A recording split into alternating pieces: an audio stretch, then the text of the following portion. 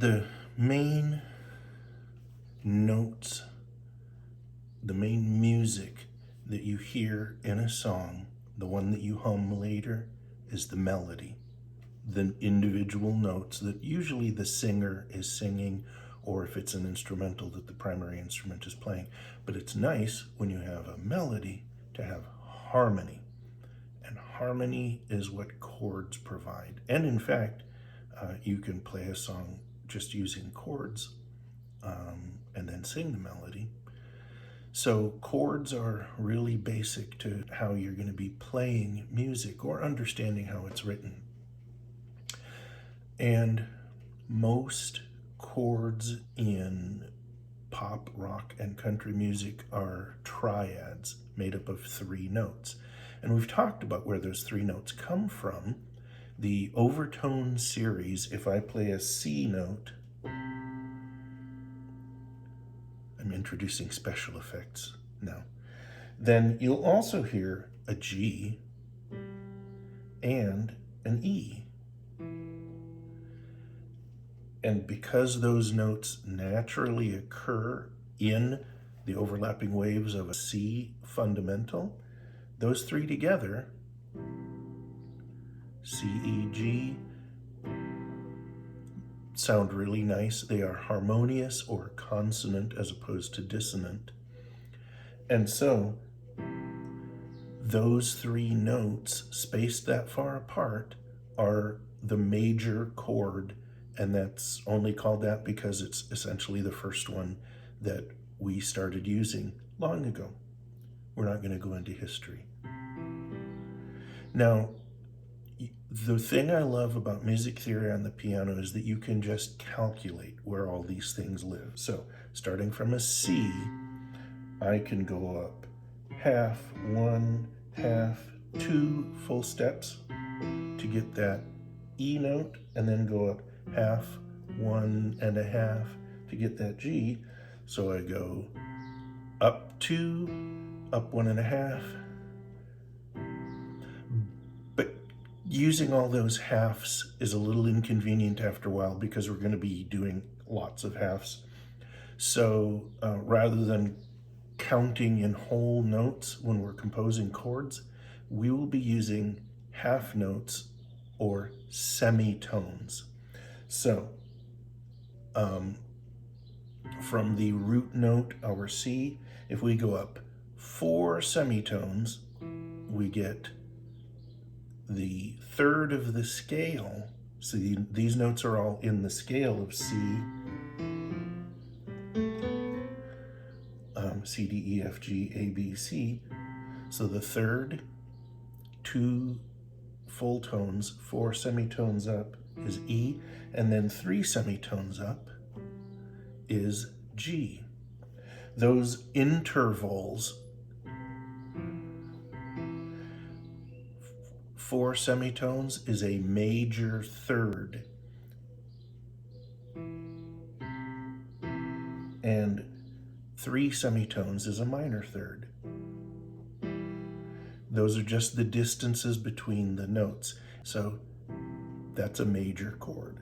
But if we flip those intervals, and instead of going up 4 and 3, go up 3 and 4, we get not that. If we flip those intervals, and instead of going up 4 semitones, 3 semitones, and instead we go up 3 semitones, 4 semitones, then we get a minor chord. And the only difference there is that the middle note, the third, is dropped by 1 semitone. And again, this is not happy and sad. This is consonant, slightly dissonant. And you can make those chords up. You can pick any note on the piano. What is that? That's a B flat. So I'm going to go up 1, 2, 3, 4 semitones, and then 1, 2, 3 semitones. I've just made up a B major chord. And now if I swap that middle interval, instead of 4 semitones, make it 3, I get a B minor. Put your finger down on any note and count up 4 and then 3 more, and you'll have a major chord, always. And you can play major chords without even knowing what major chord you're playing. The chord is always named for the note at the bottom, but chords can also be flipped on their heads, and just like if you flip on your head, you're still you. If I, instead of C, E, G, I play E, G, C, still a major chord in first inversion. Then I flip it again, G, C, E, still a major chord in second inversion. And you can do that with any triad. You can, it doesn't matter which note is at the bottom, the root note is the root of the chord. And so you have to calculate where those gaps are. And reverse engineering, if someone were to play G, C, E, it can be tricky for a beginner to reverse engineer that, oh, that's a C major chord because it looks like a G something. But just be aware that there are inversions and that a chord played with the notes in different order is still that chord. Here's a G, E, C. Nowhere near each other, it's still a G major chord. And the next group of chords that you'll hear about are sevenths. There are 3 kinds of seventh chord. So, now the seventh chord that is in the scale, that's a B, C, E, G, and then we just add the 7th, which is another 3 semitones above the 5, the G, C, E, G, B. That is a C 7th, a C major 7th. You might see that as C capital M 7, C capital M-A-J 7, and that's the 7th chord that occurs naturally in the scale. But the 7th chord that's used most often in music, and in fact is called the dominant 7th, we lower that 7th by 1. Now instead of a B, it's a B flat. And that is, not going to get too deep here, but that B flat pushes us toward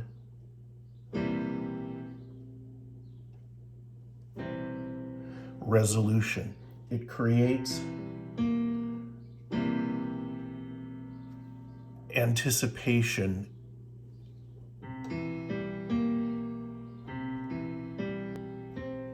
So that we want to go home. So if someone just refers to a C7 chord, they mean the dominant 7, where that 7th is not the one that's in the scale. We've gone outside of the key of C here to grab that B flat, but C7 means a C dominant 7, where the 7th is 1 semitone flat from the one that occurs in the scale. And we can also have a minor 7th. C minor 7, just the minor chord we had before, with that 3rd, that E is reduced to an E flat. So that's a C minor 7, or C minor dominant 7 more completely. And now, to really make it confusing, you'll only hear this in jazz most likely, we can take our C minor, play it correctly, and then use the major 7 that we had before, and that's a C minor major 7, because the C is minor and the 7 is major. Very jazzy chord, not going to occur in much pop or country music. And now there are a handful of chords that are named for the flavor that happens when you move the third around. The minor, as we heard, we just moved that middle chord, the E, that middle note, the E, and it changes the sound of the chord. What if we suspended that third, the E, and instead played an F, the fourth of the scale, or in fact, played a D, the second of the scale?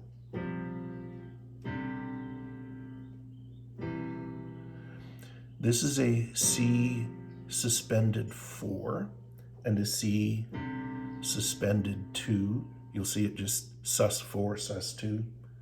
And they have a, I like to say that they're suspended because they feel like they're floating. And then you come home to the C major. So the suspended chords just have a different sound, but you've suspended the third and substituted the fourth. That's an F, or the second, that's a D. So this is C, F, G, C, D, G, and back to the major, C, E, G. Now, an augmented chord, we augmented and diminished, we're changing the fifth.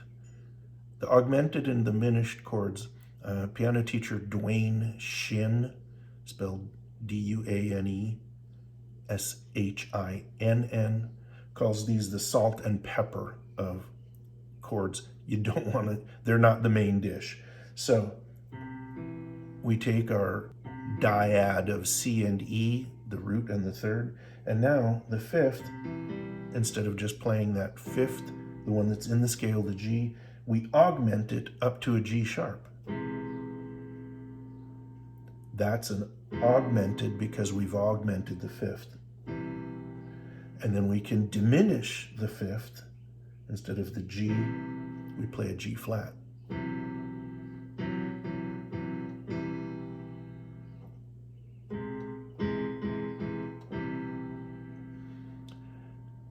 So diminished and augmented refer to diminishing or augmenting the fifth, that G. And of course, we can play a C minor diminished, C minor augmented, and then C minor, C major. And we can throw in the seventh on top of all of those things. And in fact, we can also play a C9. The C9, we just go up past the octave, which is there, and we go up to the next note in the scale. That is a 9. We can go to 9s, 11s, 13s, and the numbers that go beyond 8, C6, forgot that one. Instead of 5, the G, C, E, G, we just substitute the 6, A. And it just has a different sound. So those chords that have numbers, C6, you substitute the 6, A in this case. We're just counting up in the scale to the 6th degree of the scale. So C, D, E, F, G, A. And then for 9th, 11th, 13th, 17th, any number you want. The reason to go beyond the octave is because two notes that are really close together can be a little dissonant. C and D right next to each other doesn't sound great. C, D, E all mashed together doesn't sound real great, but C, E. If you get some distance, sonically, so C and E down here, and add D an octave up, and it's not as dissonant. So chords are primarily triads made up of a root and then a third and a fifth. The third might be a major third, meaning it's 4 semitones up. 1, 2, 3, 4. And you count every key black and white. Or a minor third, 3 semitones up. It might be a perfect fifth.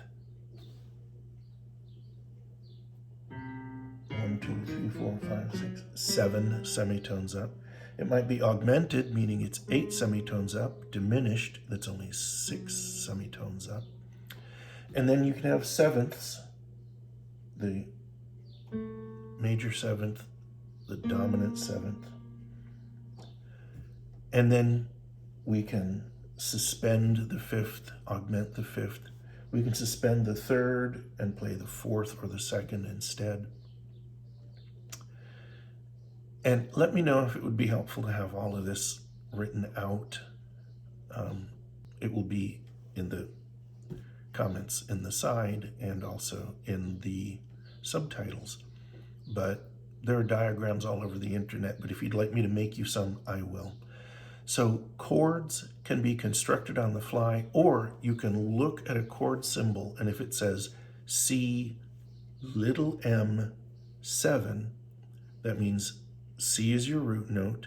The little m means it's minor, which means that your 3, instead of being an E, 4 semitones up is an E minor, 3 semitones up. And the 7 means that we add the dominant seventh. And if it doesn't say anything about the 5, you include it. Chords, so major, minor, seventh, suspended of various kinds, augmented, diminished, and there's way more about chords than will fit in this short of video, but that is enough for most of your basic music theory.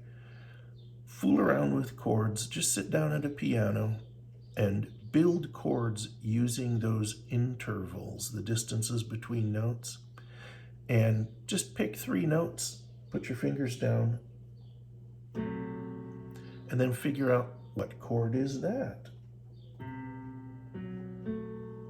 And see if you can figure out, how would I write down what chord that is? But the names are only really useful. Names are prescriptive, not descriptive. You don't need to play a chord and then describe what that was. What you need to do is be told, play a C augmented and figure out what that is. So have some chords, put some harmony in your life. I'm Joel D. Canfield.